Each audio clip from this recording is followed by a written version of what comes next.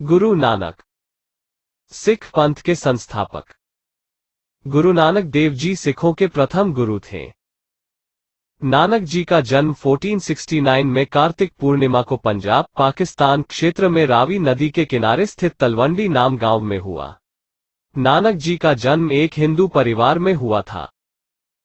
इनके अनुयायी इन्हें नानक, नानक देव जी, बाबा नानक और नानक शाह नामों से संबोधित करते हैं। नानक अपने व्यक्तित्व में दार्शनिक, योगी, गृहस्थ, धर्म सुधारक, समाज सुधारक, कवि, देशभक्त और विश्वबंधु सभी के गुण समेटे हुए थे। ननकाना साहिब। इनका जन्म रावी नदी के किनारे स्थित तलवंडी नामक गांव में कार्तिकी पूर्णिमा को एक खत्री कुल में हुआ था। तलवंडी पाकिस्तान में पंजाब प्रांत का एक नगर है।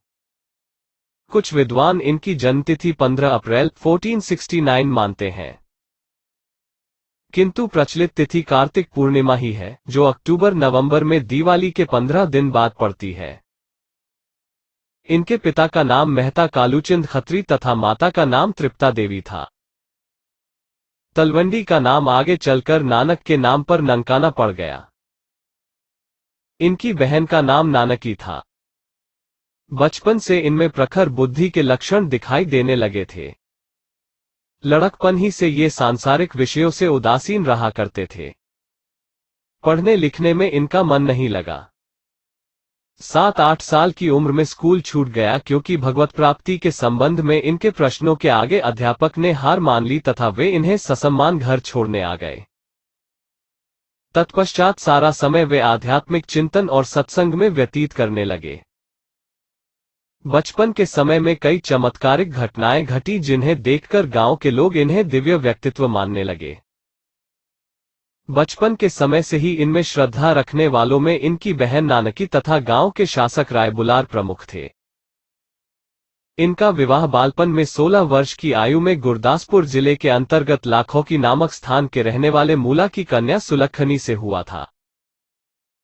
32 वर्ष की अवस्था में इनके प्रथम पुत्र श्रीचंद का जन्म हुआ। 4 वर्ष पश्चात दूसरे पुत्र लक्ष्मीदास का जन्म हुआ। दोनों लड़कों के जन्म के उपरांत 1507 में नानक अपने परिवार का भार अपने श्वशुर पर छोड़कर मर्दाना, लहना, बाला और रामदास, इन 4 साथियों को लेकर उन पुत्रों में से श्रीचंद आगे चलकर उदासी संप्रदाय के प्रवर्तक हुए। ये चारों ओर घूमकर उपदेश करने लगे। 1521 तक इन्होंने 4 यात्रा चक्र पूरे किए, जिनमें भारत, अफगानिस्तान, फारस और अरब के मुख्य स्थानों का भ्रमण किया। इन यात्राओं को पंजाबी में उदासियां कहा जाता है। नानक सर्वेश्वरादि थे। मूर्ति पूजा। उन्होंने सनातन मत की मूर्ति पूजा की शैली के विपरीत एक परमात्मा की उपासना का एक अलग मार्ग मानवता को दिया। उन्होंने हिंदू पंथ के सुधार के लिए इन्होंने कार्य किए। साथ ही उन्होंने तत्कालीन राजनीतिक, धार्मिक और सामाजिक स्थितियों पर भी दृष्टि डाली है। संत साहित्य में नानक उन संतों की श्रेणी में है जिन्होंने नारी को बड़प्पन दिया है। हिंदी साहित्य में गुरु नानक भक्तिकाल के अंतर्गत आते हैं। वे भक्तिकाल में निर्गुण धारा की ज्ञानाश्री शाखा से संबंध रखते हैं। उनकी कृति के संबंध में आचार्य रामचंद्र शुक्ल हिंदी साहित्य का इतिहास में लिखते हैं कि भक्तिभाव से पूर्ण होकर वे जो भजन गाया करते थे, उनका संग्रह संवत 1661 ग्रंथ साहब में किया गया है।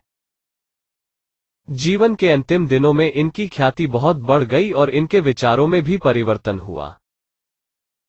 स्वयं ये अपने परिवार वर्ग के साथ रहने लगे और मानवता की सेवा में समय व्यतीत करने लगे। उन्होंने करतारपुर नामक एक नगर बसाया, जो कि अब पाकिस्तान में है, और एक बड़ी धर्मशाला उसमें बनवाई। मृत्यु से पहले उन्होंने अपने शिष्य भाई लहना को अपना उत्तराधिकारी घोषित किया, जो बाद में गुरु अंगद देव के नाम से जाने गए। नानक भेदाभेदवादी कवि थे और साथ ही अच्छे सूफी कवि भी। उनके भावुक और कोमल हृदय ने प्रकृति से एकात्म होकर जो अभिव्यक्ति की है, वह निराली है। उनकी भाषा बहता नीर थी, जिसमें फारसी, मुल्तानी, पंजाबी, सिंधी, खड़ी बोली, अरबी के शब्द समा गए थे। गुरु नानक जी की शिक्षाएं इस तरह है। गुरु नानक देव जी का पहला उद्देश्य है सच्ची किरत करना, मेहनत करना और किसी का हक नहीं छीनना। मनुष्य को सच्ची किरत करने के साथ साथ ईश्वर के नाम का सिमरन करना चाहिए। हमें हमेशा आपस में मिलजुल के रहना चाहिए और सभी लोगों से आपस में बांट के खाना चाहिए। उनके मुताबिक हमें आपसी भेदभाव को छोड़कर एक ईश्वर के नाम की आराधना करनी चाहिए। ईश्वर सर्वशक्तिमान है, उनकी इच्छा से संसार चलता है। उसके हुक्म से कोई जीव जंतु बाहर नहीं है। उन्होंने हमें जात पात से दूर रहने का संदेश दिया है। भक्ति आंदोलन के सभी गुरुओं की तरह नानक साहिब भी मूर्ति पूजा के खिलाफ थे। स्त्री जाति का आदर करना, नानक साहिब ने समाज में औरत का आदर करने का उपदेश दिया। जो लोग गुरु की बानी का सिमरन नहीं कर सकते वो केवल सतनाम श्री वाहेगुरु जी 2 अक्षरों का सिमरन करके ईश्वर की आराधना कर सकते हैं। समाज में भेदभाव को खत्म करने के लिए गुरु साहिब ने लंगर प्रथा की शुरुआत की। नानक जी शिक्षाएं सभी धर्मों के लोगों के साथ प्रेम करने का उपदेश देती हैं।